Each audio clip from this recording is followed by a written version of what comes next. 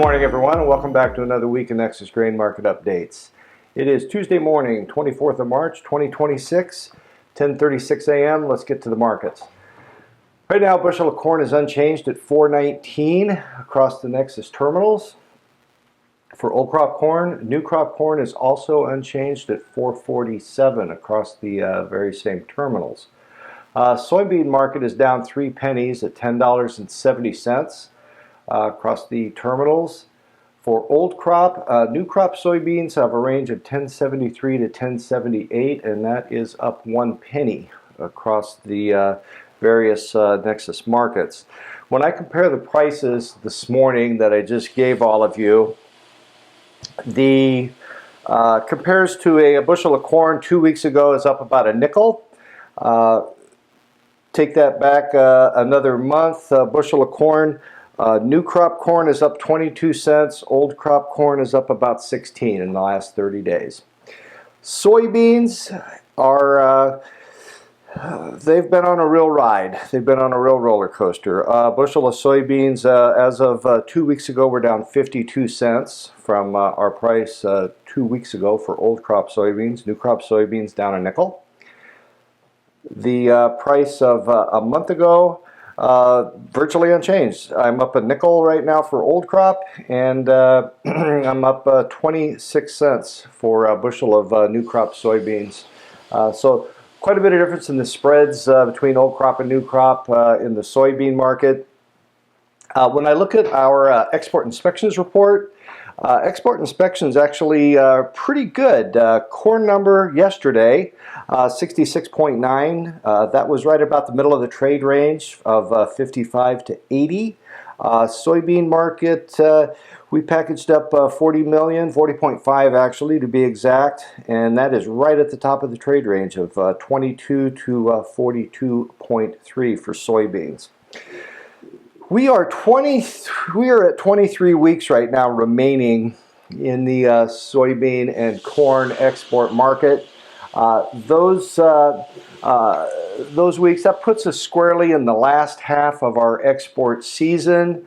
Again, our last half of our export seasons tend to be usually the far less dramatic piece of the season. The pace that we're on right now, and I want to delve into this a little bit more.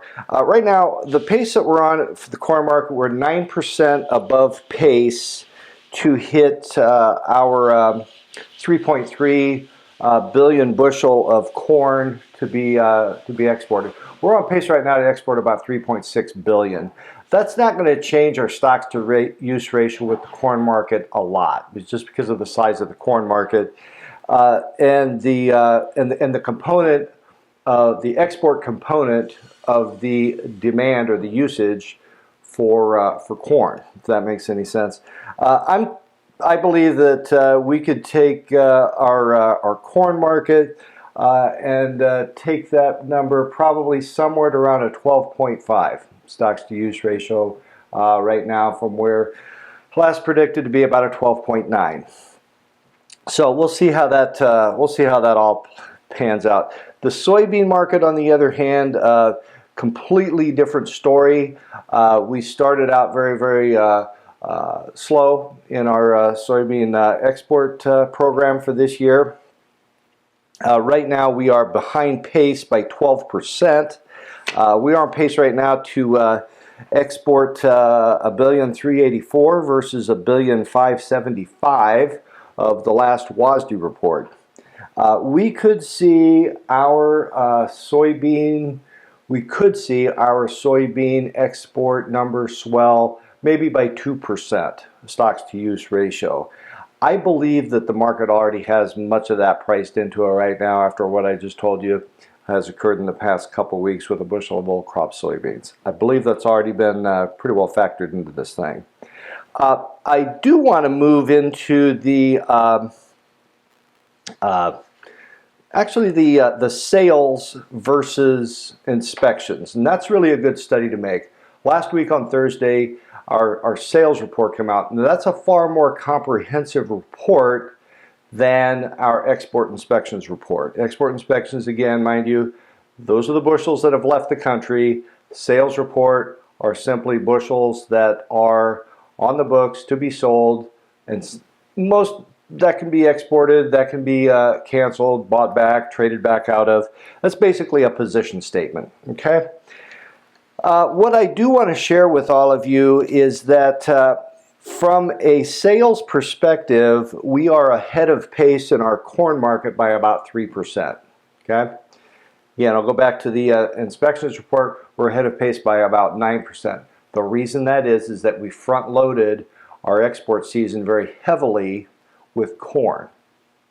One explanation for that is that we didn't have beans to export, so we exported corn instead. Those facilities exist, and they did. They got to work. They got to work exporting corn versus soybeans. We'll see where the soybean market pans out in the next 23 weeks. Soybeans, on the other hand, again, a different story. We're behind pace by 12% in our export inspections report. We're only behind pace with sales by 5%. And that's going to make a very significant difference in our predicted stocks to use ratio. Okay? Right now, when I looked this morning, we're still penciling in around 350 million bushels of soybeans. That may only swell to about 400 if the sales that are on get shipped. We'll see how the other geopolitics really shapes up. I don't really like to come on the program here and talk about geopolitics a great deal. It does affect our grain markets. It does exist, and it is what it is, as I say. But that's how the numbers really stand. Sales number is off about 5% for beans.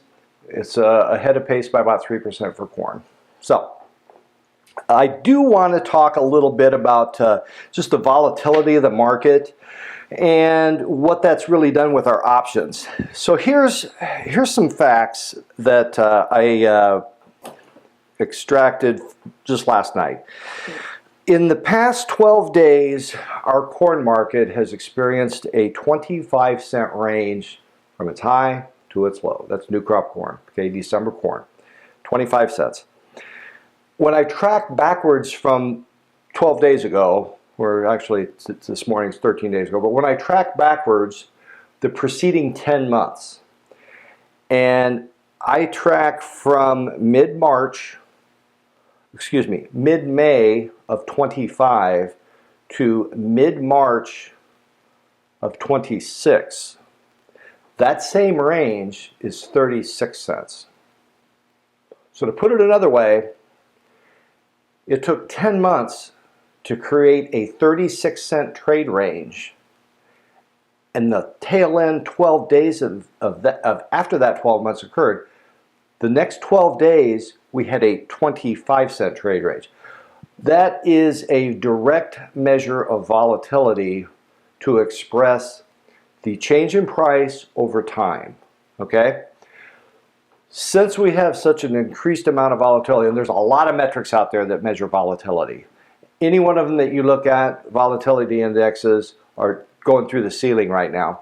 What's happened to us in the corn market is that our corn call option premium, and that's the option that all of our structured products are based around call options. That premium has skyrocketed, and that's a premium that directly influences the premium that you can get paid with any type of call option premium, bonus premium, or accumulator. These are all based on the same mechanism. Just ran these last night, a 486.5 DEES 26 accumulator. 486.5 is basically was last night's closing price. Accumulates to right around 526. That's 40 cents. So something that I wanted to point out that again, depending on the corn crop, that could translate into about $1,100 per acre in gross revenue. So again, these are not small numbers that we deal with in this business.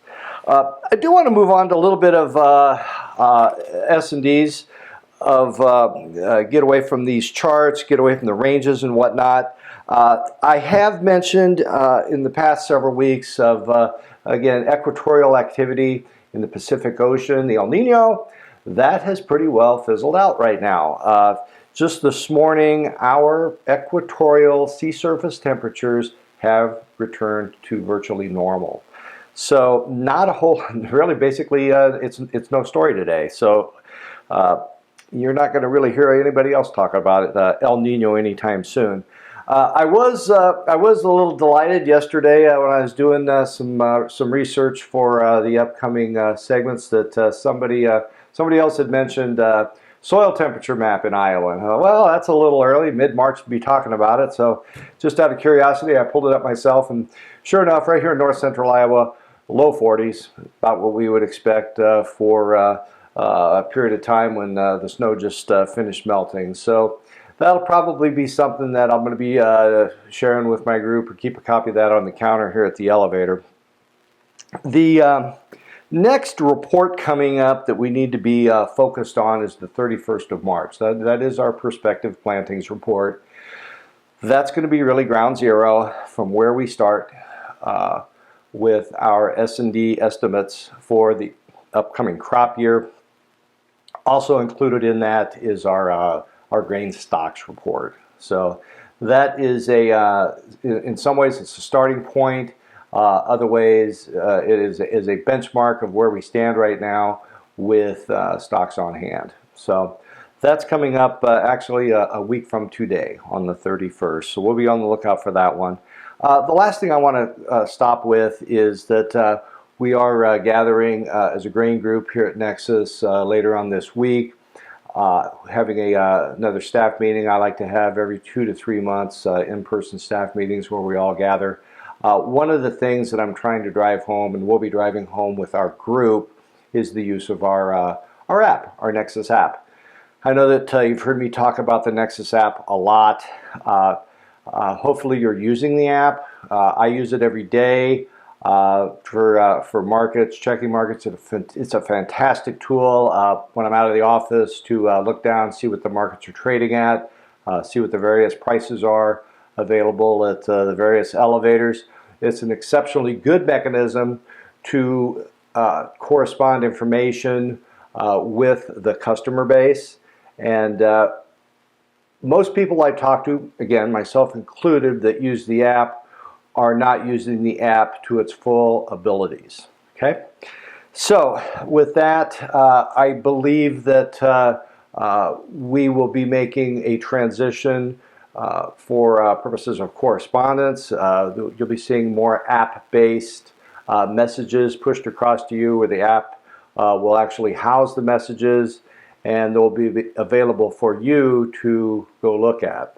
When messages show up, you are you are notified of that, and that way it really doesn't get mixed up with the rest of your email or personal text messages.